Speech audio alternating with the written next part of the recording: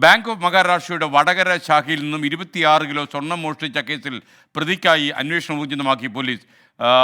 തമിഴ്നാട് കേന്ദ്രീകരിച്ചാണ് ഇപ്പോൾ അന്വേഷണം നടക്കുന്നത്. മേട്ടുപ്പാളയം സ്വദേശിയും മുൻ മാനേജരുമായ മധു ജയകുമാറിനായി അന്വേഷണം നടക്കുന്നു. വടകരയിൽ നിന്ന് രാഹുൽ സുരേഷ് തത്സമയം ചേരുന്നു. Rahul, good morning.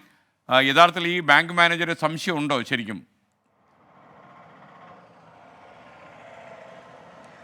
SKN very good morning. നമ്മളിപ്പോൾ ഈ തട്ടിപ്പ് നടന്ന ബാങ്ക് ഓഫ് മഹാരാഷ്ട്ര വടകര ശാഖയുടെ മുന്നിലാണ് ഉള്ളത്. ഇവിടുത്തെ മുൻ മാനേജറായിട്ടുള്ള കഴിഞ്ഞ 3 വർഷമായി ഇവിടെ ജോലി ചെയ്തിരുന്ന മേട്ടുപ്പാളയം സ്വദേശിയായ മധു ജയകുമാർ ആണ് ഈ വൻ തട്ടിപ്പ് നടത്തിയിട്ടുള്ളത്. കഴിഞ്ഞ 3 വർഷത്തിനിടെ 26 കിലോ സ്വർണം ഇവിടുന്ന് തട്ടിയെടുത്തു എന്നാണ് ഇപ്പോഴത്തെ അന്വേഷണത്തിൽ കണ്ടെത്തിയിട്ടുള്ളത്.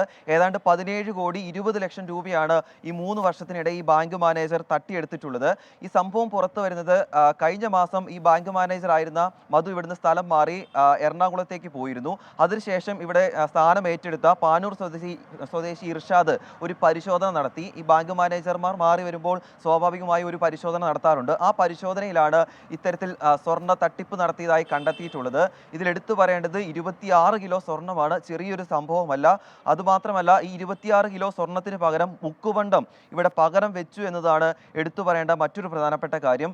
ഇന്നലെയാണ് ഈ സംഭവം പുറത്തു വരുന്നത്.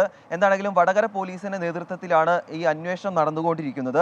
42 ഇടപാടുകളിലായുള്ള സ്വർണ്ണമാണ് നഷ്ടപ്പെട്ടിട്ടുള്ളത് എന്നതാണ് ബാങ്കിന്റെ അന്വേഷണത്തിൽ കണ്ടെത്തിയിട്ടുള്ളത്.